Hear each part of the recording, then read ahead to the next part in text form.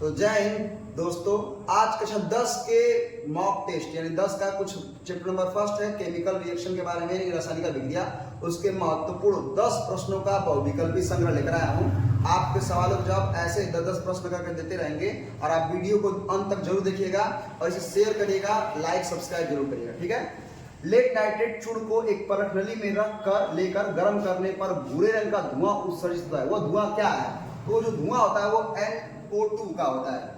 अच्छा, इसके बारे में जान लीजिए क्या होता है। जैसे लेड नाइट्रेट PbNO3 का ट्वाइस है। जब इसे गर्म करते हैं तो क्या बनता है? PbO NO2 और O2 बनता है, जिसमें भूरे रंग की धुआं निकलती है। NO2 एक भूरे रंग का धुआं निकलता है। तो यही प्रश्न पूछा था। दूसरा का है CaCO3, ये CaO और कैल्शियम कार्बन डाइऑक्साइड में टूटा है। यह किस प्रकार का अभिक्रिया है? देखिए आपको अभिक्रिया बताता हूँ कि संयोजन वियोजन अभिक्रिया है। वियोजन कैसे मतलब होता है कि जब एक चीज दो चीजों में टूट गया है, ये एक चीज है और ये दो चीजों में टूट गया, तो इसको बोलते हैं अपघटन अभिक्रिया। अपघटन कैसे आपको बताता हूँ। जैसे अगर A प्लस B जुड़कर एक हो जाए C, इसे कहेंगे संयोजन अभिक्रिया। और कोई इसी का उल्टा हो जाए, जैसे C है वो A प्लस B में टूट जाए तो इसे बोलते हैं अपघटन अभिक्रिया या वियोजन अभिक्रिया। और जैसे A दिया है और B C है और A B के स्थान पर आ जाए तो इसको बोलते हैं विस्थापन अभिक्रिया। क्या बोलते हैं इसको? विस्थापन अभिक्रिया। और जैसे AB है और यह CD है और अपने से अदला बदली, जैसे प्लस है ये माइनस है, प्लस और ये माइनस है, तो प्लस माइनस से क्रिया करें और माइनस प्लस से क्रिया करते हैं, इसे बोलते हैं द्विविस्थापन अभिक्रिया। क्या बोलते हैं इसको? द्विविस्थापन। जैसे A बच गया, A का क्रिया D से हो गया और B हो गया C से, इसे बोलते हैं द्विविस्थापन अभिक्रिया। चलिए आगे देखते हैं इस तरह के महत्वपूर्ण प्रश्न। अगला कह रहा है कि निम्नलिखित में से कौन सा अवकारक है? तो अवकारक H2S अवकारक है। क्या है H2S? आइए डिटेल में जानते हैं। H2S एक अवकारक है क्योंकि यह इलेक्ट्रॉन प्रदान कर सकता है। इलेक्ट्रॉन जो प्रदान कर सकता है अवकारक की तरह काम करता है। ऑक्सीकृत होकर सल्फर या सल्फर डाइऑक्साइड में बदल जाता है, इसलिए इसे अवकारक कहते हैं। श्वसन किस प्रकार की अभिक्रिया? अगला है चौथा, श्वसन किस प्रकार की अभिक्रिया है? तो जो श्वसन अभिक्रिया है वो उपचयन, आपको पढ़ने को मिलेगा उपचयन, जिसे हम ऑक्सीकरण अभिक्रिया के भी नाम से जानते हैं। तो जब हम क्या करते हैं, श्वसन करते हैं, तो ग्लूकोज जो है वह क्या होता है, ऑक्सीजन की उपस्थिति में कार्बन डाइऑक्साइड जल और ऊर्जा के रूप में टूटता है। किस रूप में टूटता है? कार्बन डाइऑक्साइड जल और ऊर्जा के रूप में टूटता है, ठीक है। चलिए आगे कह रहा है शरीर में भोजन का पाचन किस प्रकार की अभिक्रिया? तो शरीर में भोजन का पाचन एक अवकरण अभिक्रिया है। कौन सा अभिक्रिया है? ऑक्सीकरण अभिक्रिया। गड़बड़ लग गया, ऑक्सीकरण अभिक्रिया पढ़ने को मिलेगा।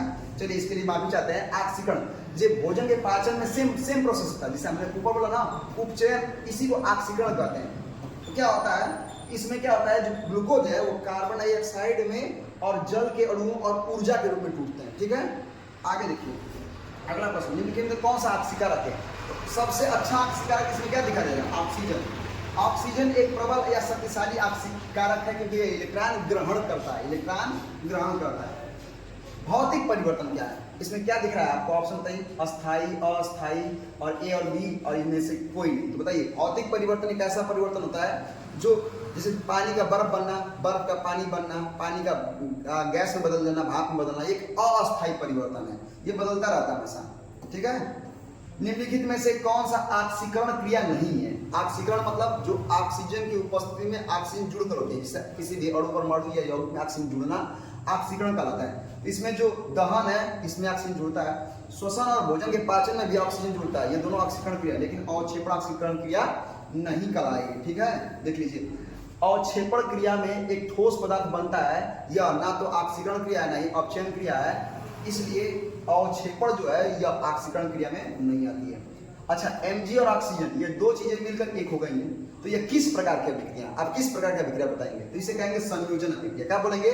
संयोजन। क्यों संयोजन बोलेंगे? क्योंकि यह दो चीजें जुड़कर जब एक हो जाती है, दो चीजें जुड़कर क्या होती है? एक होती है, तो उन्हें क्या कहते हैं? संयोजन अभिक्रिया। 10वां सवाल का जवाब क्या है? अंगूर का किण्वन कराने पर यह कौन सा परिवर्तन? इसका जवाब आप दीजिए कमेंट बॉक्स में, ठीक है। इसका जवाब क्या देंगे आप कमेंट बॉक्स में जरूर दीजिएगा।